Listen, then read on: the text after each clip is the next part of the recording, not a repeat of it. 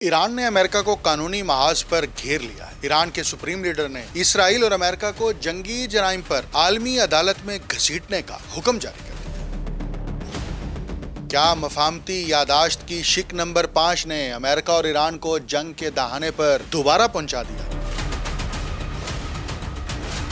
क्या 60 दिन बाद अमेरिका ईरान का मुआहिदा खतरे में डालने के लिए ज़ायनिज़्म तहरीक के अलमबरदार मुतहरिक हो गए हैं?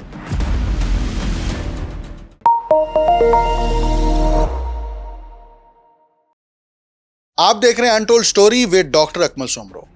ईरान के सुप्रीम लीडर ने अमेरिका और इसराइल के खिलाफ कानूनी कार्रवाई का मुतालबा कर दिया है। ईरान के सुप्रीम लीडर मुश्तबा अली खामनाई ने अदलिया को हिदायत दी है कि ईरान पर अमरीकी और इसराइली हमलों के नतीजे में होने वाली जानी और माली तबाही के हवाले से मुल्की और बैनुल-अक़वामी सतह पर कानूनी मुकदमात दायर किए जाएं। अदलिया को बैनुल-अक़वामी मुजरिमों, इस्तिकमारी ताकतों और आलमी जहरे कुव्वतों के जराइम के खिलाफ ख़ुसूसन 2025 और 2026 के दौरान पेश आने वाले वाक़यात के हवाले से कानूनी कार्रवाई को मंतकी अंजाम तक पहुंचाने की हिदायत की गई है। सुप्रीम लीडर का इशारा 2025 में होने वाली 12 रोज़ा जंग और 28 फरवरी को शुरू होने वाली दूसरी जंग की तरफ है। उन्होंने कहा है, ये बात यकीनी है कि इन मुजरिमों को कानून की गिरफ्त में लाना होगा और इनके जराइम का इंसाफ के मुताबिक मुहासबा किया जाना चाहिए। उन्होंने मजीद कहा कि ईरानी अवाम के हर फर्द को पहुंचने वाला जिस्मानी और नफ्सियाती नुकसान, मिनाब और लामर्द में बच्चों के कत्ल और जंगी जराइम से लेकर तिब्बी मराकिज़ पर हमलों तक एक अलग कानूनी मुकदमा है, जिसे ईरान की अदालतों के साथ साथ बैनुल-अक़वामी अदालतों में भी उठाया जाना चाहिए।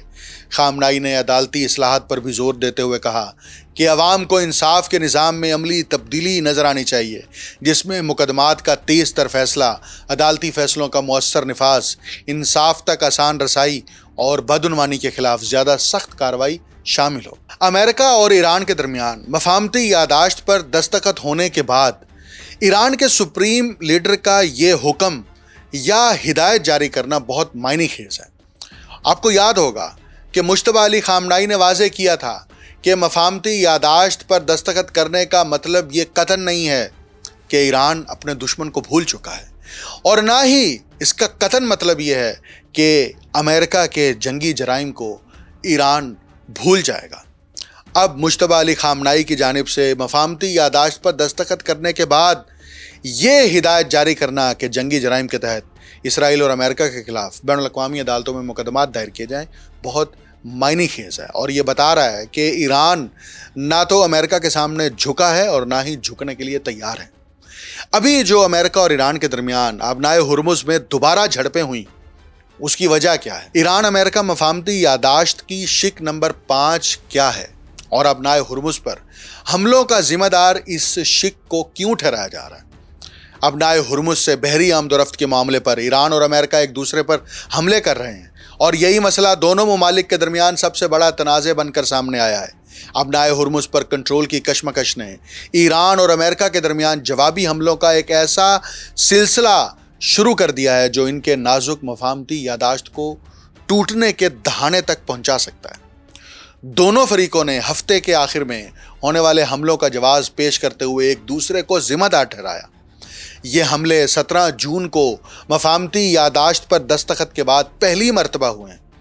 ईरान और अमेरिका ने एक दूसरे पर इस मफाहमती मुआहिदे की मुख्तलिफ शिकों, ख़ुसूसन शिक नंबर 5 की खिलाफ वर्जी का भी इल्ज़ाम आयद किया, जिसमें आबनाए हुर्मुज़ से तिजारती जहाज़ों की महफूज और बिला रुकावट गुज़रगाह को यकीनी बनाने की बात की गई है। ये झड़पें इस अहम और तंग आबी गुज़रगाह पर कंट्रोल के तनाज़े से भड़कीं, जिसे तेहरान तवील अरसे से मुज़ाकरात में एक अहम जोग्राफियाई और तज़वीराती दबाव के आले के तौर पर इस्तेमाल करता आया है। ईरान की जानिब से आबनाए हुर्मुज़ की अमलन नाकाबंदी, जिससे 28 फरवरी को ईरान के खिलाफ अमेरिका इसराइल जंग शुरू होने से कबल दुनिया की तकरीबन 20% तेल की रसद गुजरती थी, इसने आलमी सतह पर तवानाई के बहरान को जन्म दिया। ईरान और अमेरिका के दरमियान तय पाने वाले अबूरी मुआहिदे में आबनाए हुर्मुज़ को बहरी आमदोरफ्त के लिए खोलने की शिक शामिल है।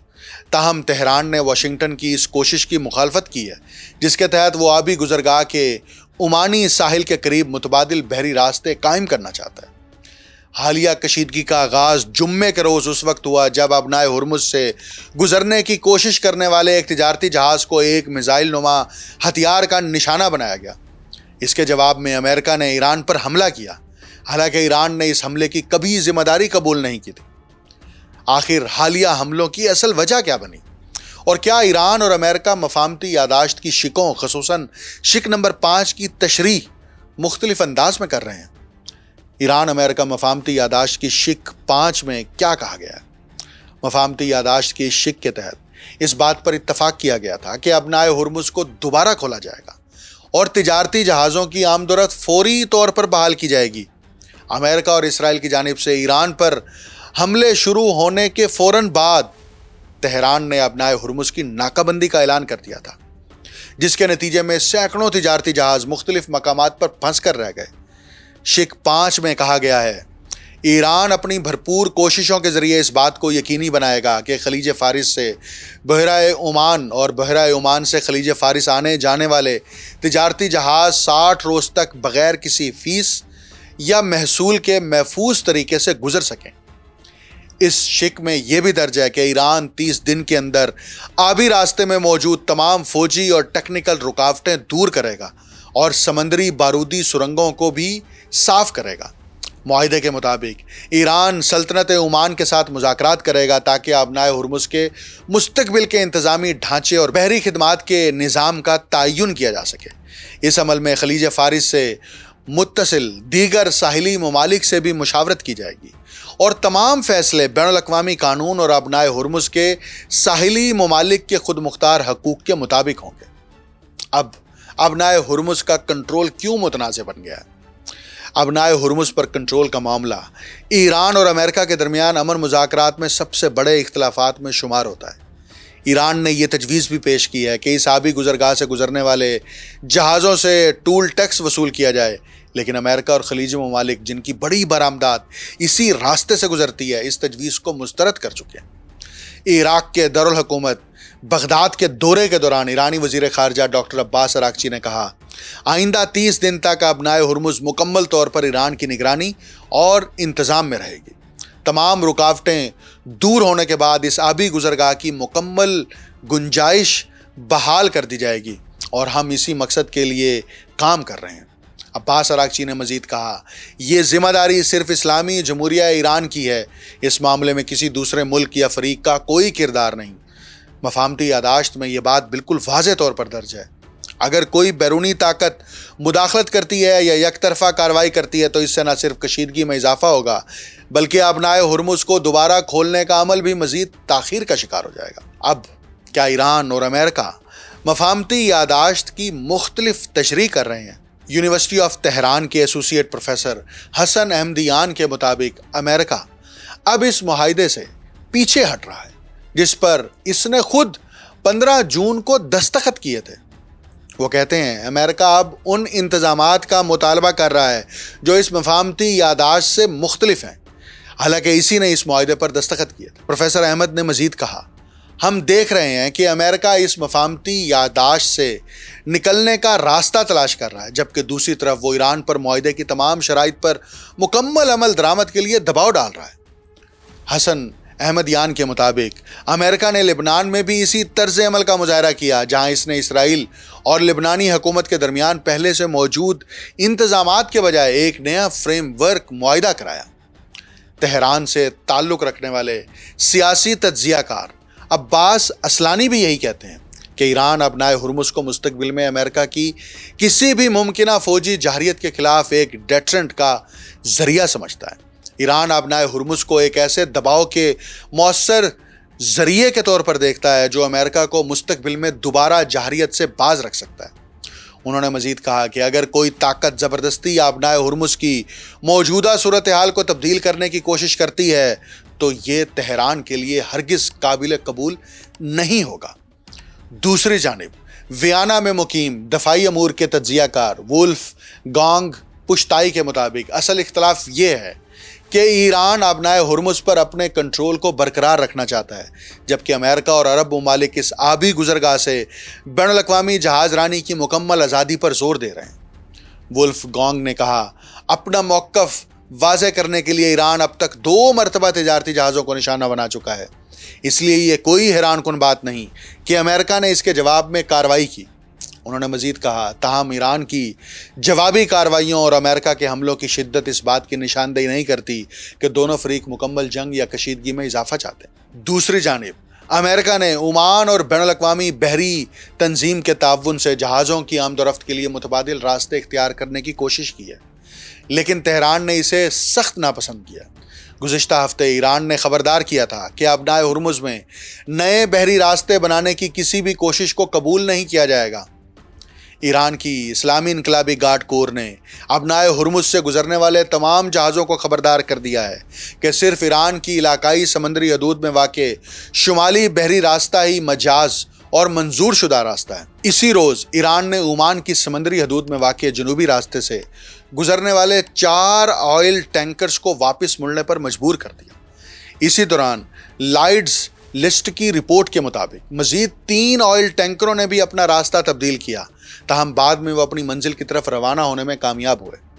ان میں ایک ٹینکر ایسا بھی تھا جس نے جنوبی راستہ چھوڑ کر ایرانی سمندری حدود میں واقع شمالی راستہ اختیار کر لیا۔ اسی طرح سنگاپور کے پرچم بردار جہاز ایور لولی ایک ڈرون حملے کا نشانہ بنا، جبکہ ہفتے کے روز پاناما کے پرچم بردار جہاز کیکو پر بھی حملہ کیا گیا۔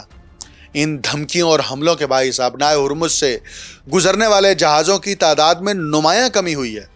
ونورڈ اے آئی کے مطابق بدھ کے روز 70 جہاز اس آبی گزرگاہ سے گزرے تھے، جو جمعرات کو کم ہو کر 54 رہ گئے، جبکہ ہفتے کے روز یہ تعداد مزید گھٹ کر صرف 40 جہاز تک رہ گئی۔ حالیہ حملوں پر امریکہ اور ایران کا الگ الگ موقف ہے۔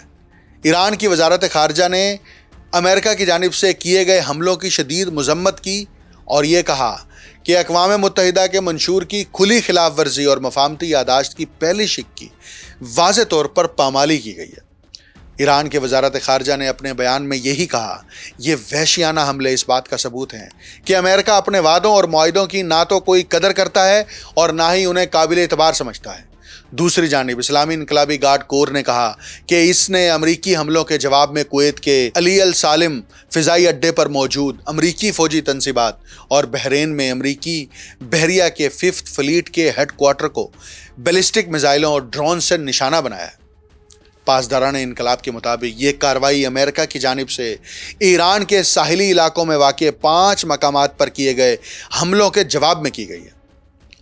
پاسداران انقلاب نے امریکہ پر الزام عائد کیا کہ اس نے حالیہ حملوں کے ذریعے مفاہمتی یادداشت کی شرائط کی خلاف ورزی کی ہے، اور مزید کہا کہ اس معاہدے کے تحت ابنائے ہرمز سے گزرنے والے جہازوں کی نگرانی اور انتظام کا اختیار ایران کو حاصل ہے۔ اسی طرح حالیہ حملوں پر امریکہ کا موقف کیا ہے؟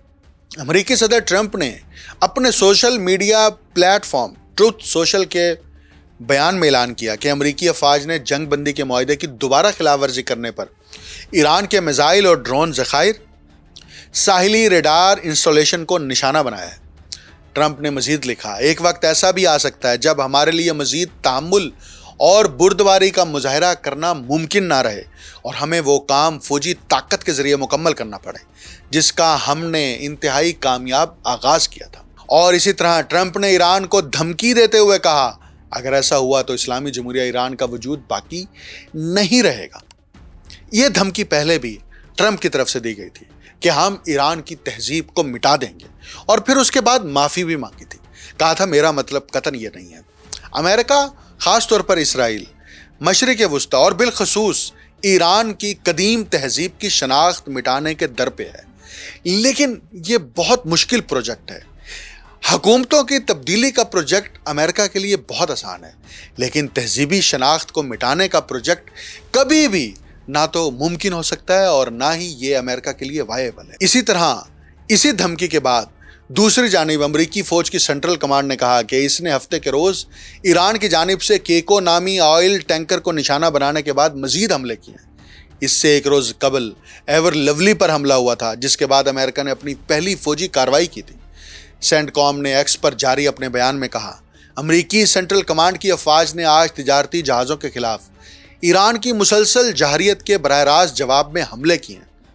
امریکی نائب صدر جے ڈی وینس نے یہ بیان دیا ہے ایران نے جنگ بندی کے معاہدے پر دستخط کیے تھے اور ہم نے اس کی مکمل پاسداری کی ہے، لیکن اگر تشدد کیا جائے گا تو اس کا جواب بھی طاقت سے دیا جائے گا۔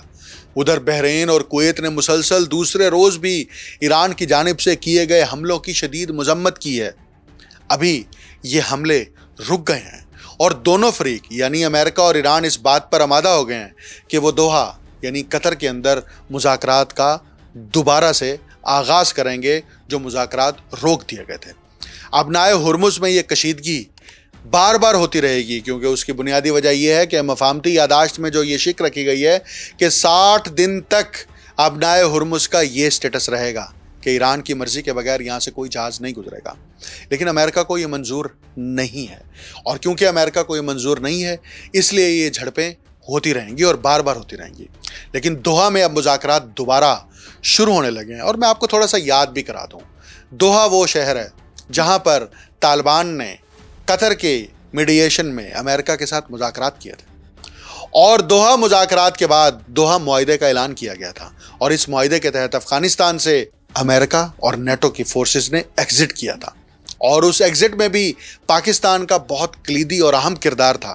یعنی امریکہ جب بھی پھنستا ہے پاکستان اس کو سیف ایگزٹ دیتا ہے، لیکن اس دفعہ پھر دوحہ جو ہے وہ دوبارہ سے مرکز بنا ہے، اور وہ اس لیے مرکز بنا ہے کہ سوئٹزرلینڈ میں جب معاہدے کے اوپر دستخط کیے گئے تھے تو اس کے بعد مسلسل ایران کی جانب سے عدم اعتماد کا اظہار کیا جا رہا ہے، اور اس لیے ایران کے ہی دباؤ کے نتیجے میں، کیونکہ قطر اس وقت بڑا ثالثی کا کردار ادا کر رہا ہے، ایک طرف پاکستان بھی کردار ادا کر رہا ہے، اس لیے یہ مذاکرات دوبارہ سے ریزیوم کرنے کے لیے مقام میں تبدیلی کی گئی ہے۔ دوحہ میں مذاکرات دوبارہ سے شروع ہوں گے، یہ ٹیکنیکل نوعیت کے مذاکرات ہیں، اس کا اختتام کیا ہوگا یہ تو وقت بتا دے گا، لیکن ایک بات طے ہے، ایران نے یہ واضح کر دیا ہے کہ امریکہ کی ہیجمنی طاقت کی بنیاد پر قبول نہیں کی جائے گی، اور اس کے لیے وہ لڑیں گے، ڈٹے رہیں گے، اور یہی ان کا عزم ہے جس کا اظہار 28 فروری سے لے کر آج تک یعنی 121 دن گزرنے کے بعد بھی مسلسل ایرانی قوم، ایرانی حکومت اور ایران کے سپریم لیڈر کر رہے ہیں۔ مجھے ڈاکٹر اکمل سمرو کو اجازت دیجیے، اللہ حافظ۔